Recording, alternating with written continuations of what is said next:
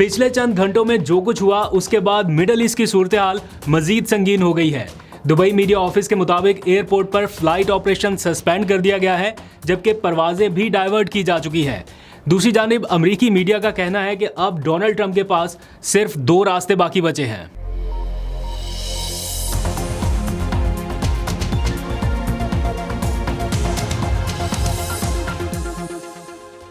बिस्मिल्लाहिर्रहमानिर्रहीम, अस्सलाम वालेकुम। Pakistan, Saudi Arab, Qatar, Muscat, Oman, Bahrain, UAE और कुवैत समेत दुनिया भर में देखने और सुनने वालों को अब्दुल कादिर का सलाम and a very good morning.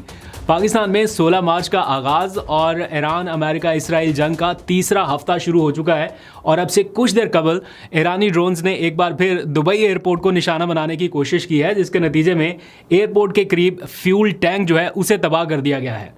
Drone हमले के बाद दुबई इंटरनेशनल एयरपोर्ट के करीब से जो फुटेजेस मौसूल हो रही हैं, जिसे सोशल मीडिया पर भी देखा जा सकता है और इंटरनेशनल मीडिया भी उसको दिखा रहा है। ऑल्दो कि काफ़ी सख्ती है, पाबंदी है, लेकिन फिर भी कहीं ना कहीं कोई फुटेजेस जो हैं वो सोशल मीडिया पर भी आ रही हैं।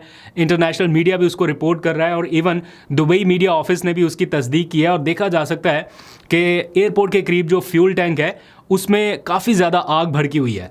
दैट मीन्स कि एयरपोर्ट को एक बार फिर निशाना बनाने की कोशिश की गई है, लेकिन दुबई मीडिया ऑफिस के मुताबिक सिविल डिफेंस टीमें जो हैं वो फौरी तौर पे मौके पर पहुंची, आग पर काबू पा लिया। लेकिन हमले के बाद तमाम परवाज़ें जो एयरपोर्ट के ऊपर शेड्यूल थीं उन्हें आर्जी तौर पर सस्पेंड कर दिया गया है। एज इफ़ नाउ जब मैं बात कर रहा हूँ तो लेटेस्ट अपडेट यही है, हो सकता है कुछ देर में रिज्यूम हो जाए, लेकिन कुछ परवाज़ों को हंगामी तौर पर दुबई इंटरनेशनल एयरपोर्ट से अल मखतूम इंटरनेशनल एयरपोर्ट की जानिब डाइवर्ट कर दिया गया है। दैट मीन्स कि मामला कुछ सीरियस है।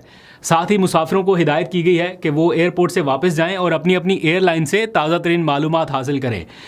दुबई एयरपोर्ट से या यूँ कह लीजिए कि यूएई पूरी कोशिश कर रहा है कि फ़्लाइट ऑपरेशन जो है उसे बहाल रखा जा सके। एमिरेट्स स्टैंड बाई पे है, सारे त्यारे जो थे वो उनके स्टैंड बाई पे रखे गए कि किसी तरह से हम अपना ये टूरिज़म वाला सारा सिलसिला इसे इफ़ेक्ट ना होने दें और जिस हद तक मुमकिन हो सके कोशिश की जाए लोगों को फैसिलिटेट करने की और ये जो परवाज़ों की आमदोरफ्त का सिलसिला ये जारी रहे।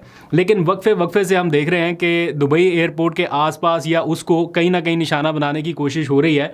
28 फरवरी से लेके अब तक ईरान ने मुत्तहिदा अरब अमारात पर ही तकरीबन 285 बैलिस्टिक मिसाइल दागे हैं और इसी अरसे के दौरान कोई तकरीबन 1567 तो ड्रोन हमले किए हैं, जिनमें दुबई एयरपोर्ट और फिर वो 7 स्टार जो होटल है बुर्ज अल अरब और पाम होटल, इन सब जो अहम मकामात हैं उनको निशाना बनाने की कोशिश की गई है। साथ ही फिर आपको पता है जो ऑयल रिफाइनरी और ऑयल डिपोज हैं वो भी टारगेट पे रहे हैं। तो इस सारे मामले को लेकर सिचुएशन काफ़ी ख़राब हो चुकी है। दूसरी जानिब इंटरनेशनल मीडिया, अब ये थोड़ी देर पहले कि मैं अपडेट्स पढ़ रहा था, वो रिपोर्ट कर रहा है कि डोनाल्ड ट्रंप के पास सिर्फ 2 ही ऑप्शन बाकी बचे हैं। उनकी तफसील में आने से पहले ज़रा ईरान की जानिब चलते हैं, क्योंकि इसराइल ने तेहरान पर बदतरीन हमले किए हैं पिछले कुछ घंटों में और इसराइली फोर्सेस ने बल्कि ये ऐलान करके बताया कि तेहरान में ताज़ा फ़िज़ाई हमलों में 200 के करीब टारगेट्स चुने गए हैं जिनको निशाना बनाया गया है। 200 टारगेट्स सिर्फ चंद घंटों में। उन हमलों में ऑयल डिपोज़ को भी निशाना बनाया जा रहा है और पूरे तेहरान में वो देखा जा रहा है जिस तरह से धुआं फ़िज़ाओं में बुलंद हो रहा है और उसको पूरा इंटरनेशनल मीडिया रिपोर्ट कर रहा है। और इंटरनेशनल मीडिया के मुताबिक अमेरिका को अब ये ख़दशा है कि ईरान के ऑयल डिपोज़ पर होने वाले हमलों के नतीजे में अब ईरान ख़ित्ते के ऑयल रिसोर्सेज पर जवाबी हमले करेगा। उसमें यूएई भी आ सकता है, उसमें कतर भी आ सकता है, उसमें और बाकी ममालिक जहाँ जहाँ से उनको लगेगा कि तेल की सप्लाई जा रही है वो उनको टारगेट कर सकता है। तो अमेरिका कोशिश कर रहा है कि कम से कम ईरान की ऑयल तनसीबात के ऊपर हमला होए, क्योंकि उसका असर फिर पूरा ओवरऑल ट्रिकल डाउन इफेक्ट होता है। तो सारा बर्डन जो है वो डोनाल्ड ट्रंप अमेरिका के ऊपर आ रहा है कि जंग आपकी शुरू की हुई है, आपकी वजह से ये सारा नुकसान हो रहा है। खैर, इस सारे मामले में अमेरिकी सदर ट्रंप ने अपने नेटो इत्तेहादियों से मदद मांग ली है कि वो आबना हरमज़ किसी तरह से खुलवा दें, क्योंकि अभी तक उनका ये लग रहा था ना, वो बार बार आके ये बयान दे रहे थे कि ये हमारे लिए कोई मसला ही नहीं है, हम जब चाहें आबना हरमज़ खुलवा सकते हैं। लेकिन ईरान ने कम अज़ कम ये तो साबित किया कि उनका फ़िज़ाई सारा आपने निज़ाम दरहम बरहम कर दिया, आपने उनकी नेवल फोर्सेस सारी दरहम बरहम कर दी, लेकिन इसके बावजूद वो मैनेज कर रहे हैं कि आबना हरमज़ नहीं खोल रहे। कहीं माइंस लगाई हैं, कहीं पे उन्होंने अपनी कोई इंतज़ामात ऐसे कर रखे हैं, लेकिन अमेरिका को उन्होंने टफ़ चैलेंज किया हुआ है, मतलब टफ़ टाइम दिया है। अब इस सारी सूरत हाल में ट्रंप ये चाहता है कि चाइना किरदार अदा करे, यूरोपियन कंट्रीज़ आगे आए, नेटो ममालिक आगे आए और अपने अपने जो वारशिप्स हैं वो भेजें ताकि तेल लाने वाले जहाज़ों को तहफ़्फ़ुज़ दिया जा सके। अब कुछ ममालिक तो इसमें हामी भर रहे हैं, लेकिन ज़्यादातर लोग जो हैं, ज़्यादातर मुल्क जो हैं वो इसमें आने से कतरा रहे हैं और ट्रम्प बार बार मीडिया पे आके ये बयान दे रहा है कि अगर ऐसा नहीं किया आपने और वॉरशिप्स अपने नहीं भेजे तो नेटो ममालिक के लिए मुस्तकबिल जो है वो बड़ा ख़तरनाक हो सकता है। वो उनको एक तरह से डरा रहे हैं कि आपको हमारी मदद करनी पड़ेगी, आपको भेजना पड़ेगा। इवन यूएस जो है वो चाइना से हेल्प लेने के बारे में बात कर रहा है, उनको कह रहा है कि आप भी भेजें। तो अभी मैं देख रहा था कि ट्रम्प की इस अपील को कोई बहुत ज़्यादा हिमायत हासिल नहीं हो रही। खैर, इस सारे मामले में यूक्रेन एक ऐसा मुल्क है जो अचानक से आया और उसने कहा कि मैं मदद के लिए तैयार हूँ। वो कह रहा है कि मशरक़ वस्ता में वो अपनी ड्रोन सपोर्ट जो दे रहा है, यानी ड्रोन को इंटरसेप्ट करने के लिए जो टेक्नोलॉजी वो देगा, उसके बदले में उन्हें चाहिए पैसा और बदले में टेक्नोलॉजी चाहिए जो उनके पास नहीं है। यूक्रेनी प्रेसिडेंट जो है ज़ेलेंस्की, उन्होंने बताया कि कुछ टेक्निकल टीमों के लोग उन्होंने कतर, मुत्तहिदा अरब अमारात और सऊदी अरब में भेजे हैं ताकि वो ईरानी ड्रोन हमलों को नाकारा बनाने में मदद दें।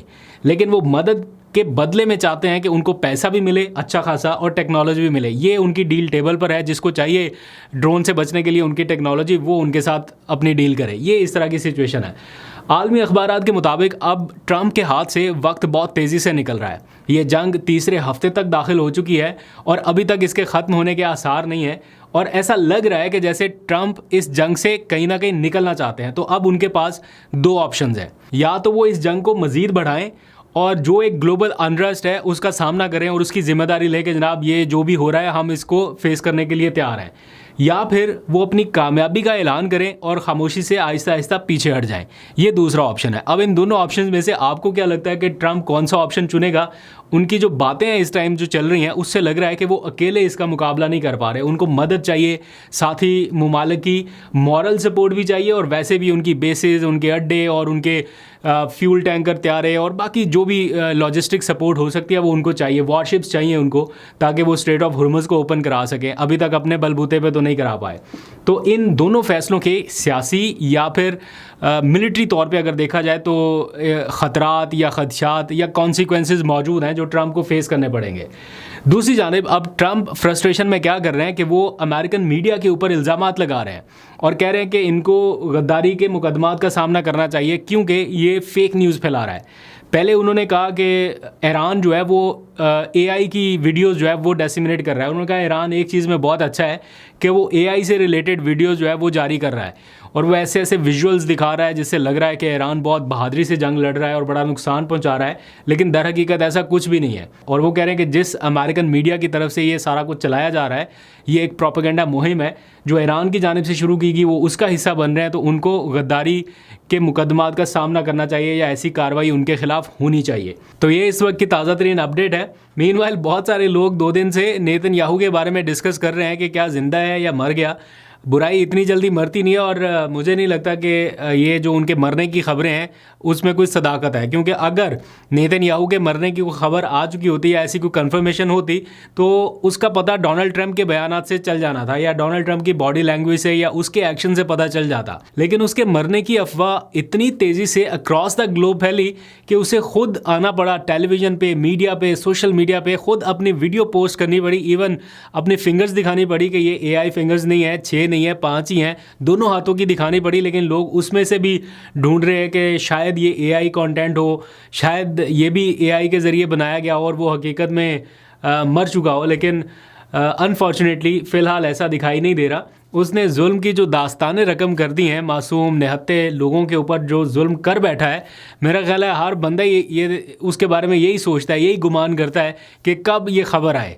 दो चीज़ों के बारे में लोग इस टाइम एज्यूम कर रहे हैं ना, एक ये कि कोई ऐसी खबर आए कि ईरान के सुप्रीम लीडर के बारे में पता चले कि वो हमले में बच गए थे मौजूदा तौर पे और जानबूझ के ये खबर छुपाई गई थी। हालांकि ये भी थोड़ा मुश्किल ही लगता है, बल्कि अब तो जिस तरह की सिचुएशन चल रही है ऐसा होना नामुमकिन ही लगता है। लेकिन लोग इस तरह की डिस्कशन करते हैं। और दूसरा, नेतन्याहू के बारे में लोग कहते हैं कि बस ये ज़िंदा भी है तो कह रहे नहीं AI है।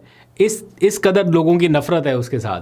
तो ये इस टाइम की सिचुएशन है। खैर, आपको फर्दर भी अपडेट करते रहेंगे। अभी तक के लिए इतना, अपना बहुत सा ख्याल रखिए। अल्लाह हाफिज़।